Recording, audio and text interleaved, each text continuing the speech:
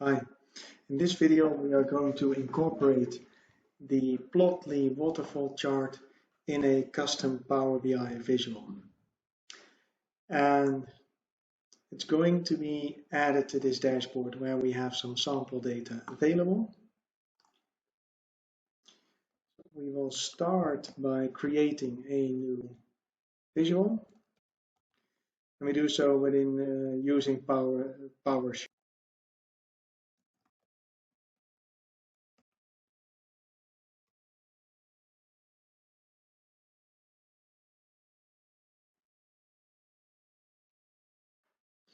Okay, the visual has been created.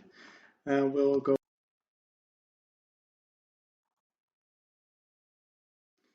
So we've installed the Plotly package by copying over this command.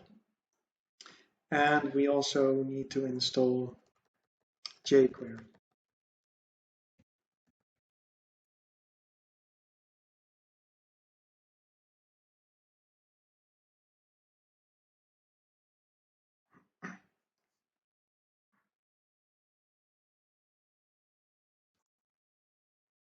Okay, so we've installed both Plotly and jQuery in the directory containing our visual.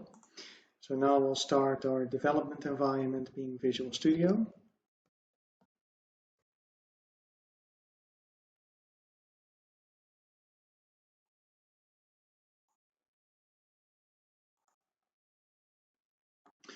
And the Visual Studio has opened up our solution. And here we can,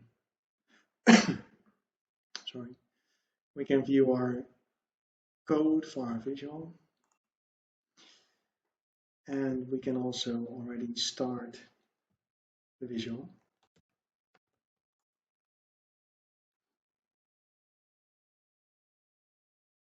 So our visual has compiled. We will run it. We will already add the category data and the values.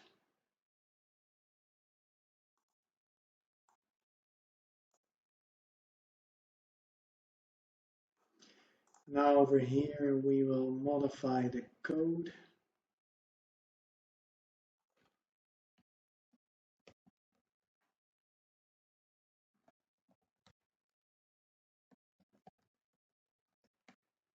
We'll save.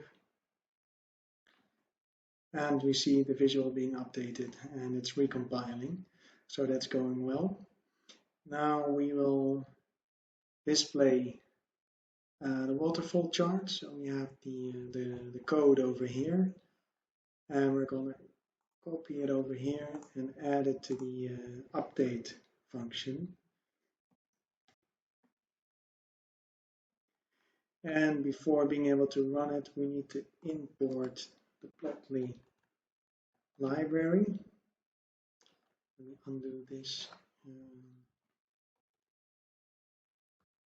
Here it is. And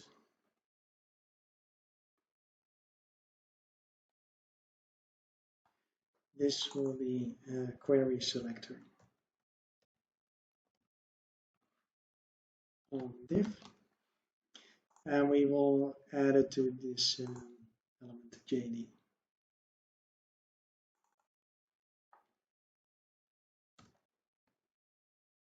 And save.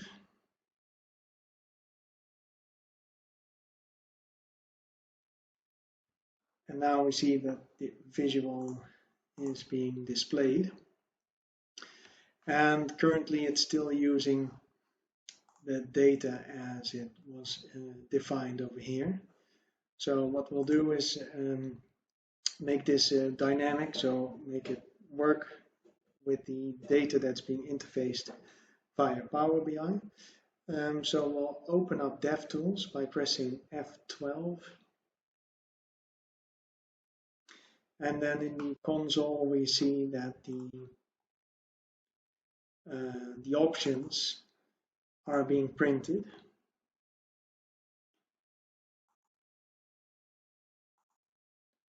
And from here we can find our category values.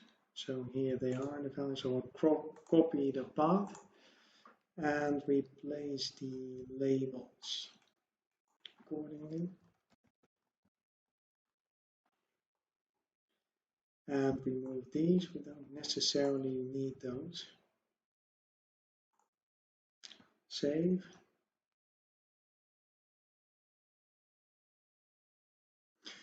And now we see our labels being used.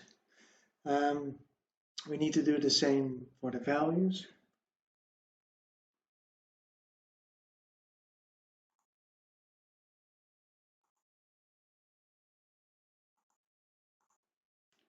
Here they are, copying the path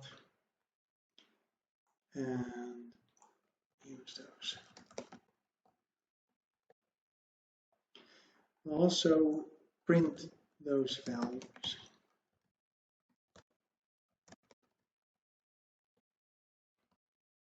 as well, and again recompile. And now it's being displayed, and this functionality is still available. But what we'd like to do is make this interactive. So if you'd select the bar, and the other dashboard elements would interact, so would be filtered by our selection.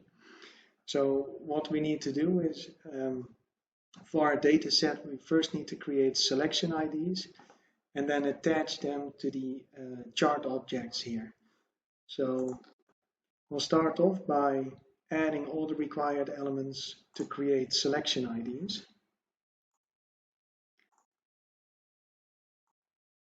So for this we need to import some additional stuff.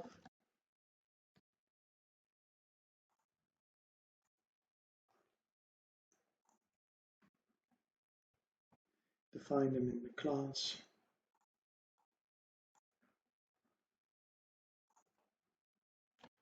In the constructor.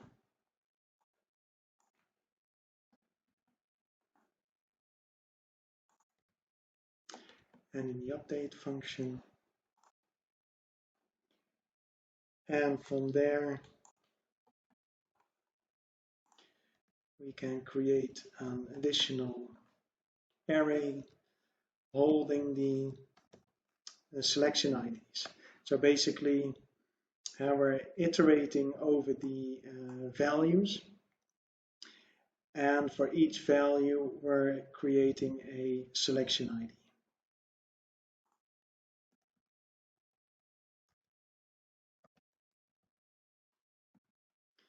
We'll print it to view the results.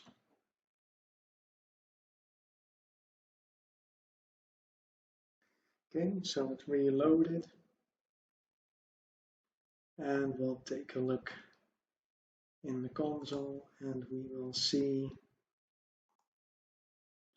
the values over here with the selection ID. Now what we need to do is make that selection ID part of the element over here, so we can then make it clickable. So first we need to figure out how to identify the objects over here. So what we'll try to do is find them. So I'll just simply search for this value 2500.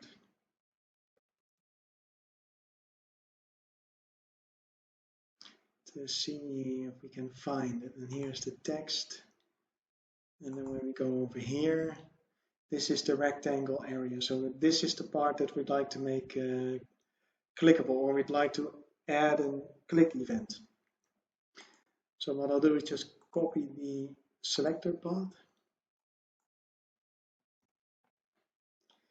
And then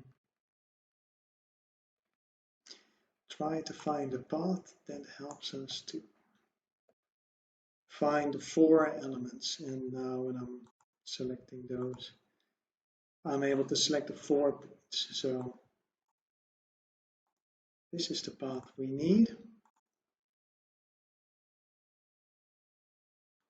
So after the plot has been generated, we want to update the DOM elements basically.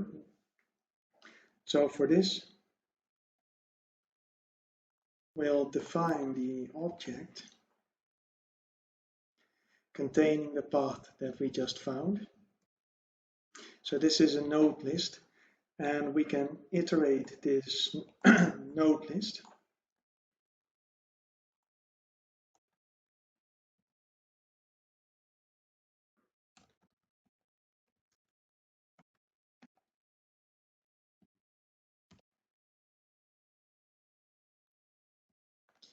And print it. So we'll take a look if we really have the right one.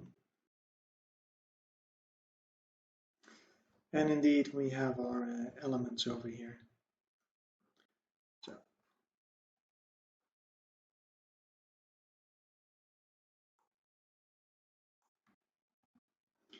So what we'll now do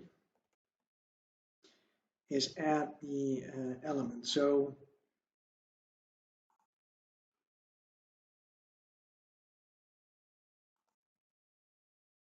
when we look at one of those,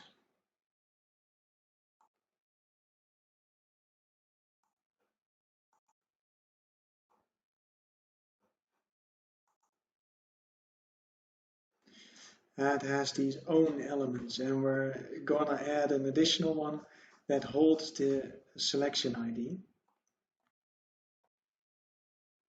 And that's done over here. So I'm going to take the attributes, add an owner element as ID, and then refer to the array that we created before that contains the selection ID.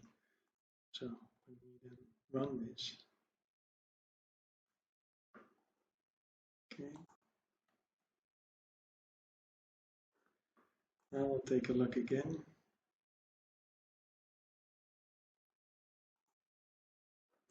Now we see that the selection ID has become a property of this object. And now we need to make it clickable.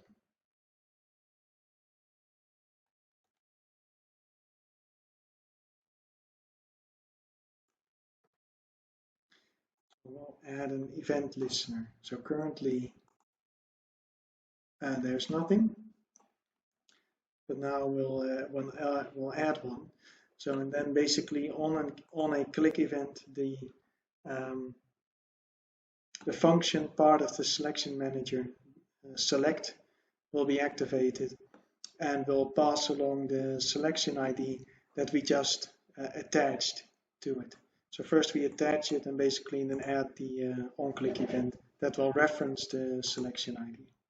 So we'll save.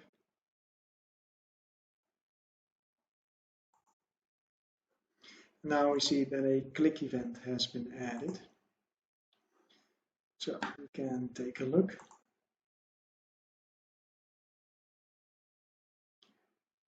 But unfortunately, it's not clickable yet. And in order to do so, what we need to do, just go back to DevTools. So for this, what we need to do is adjust the style.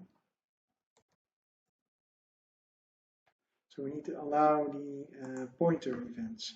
So now that we've changed it, it becomes selectable. So we just select it and we see it interacting.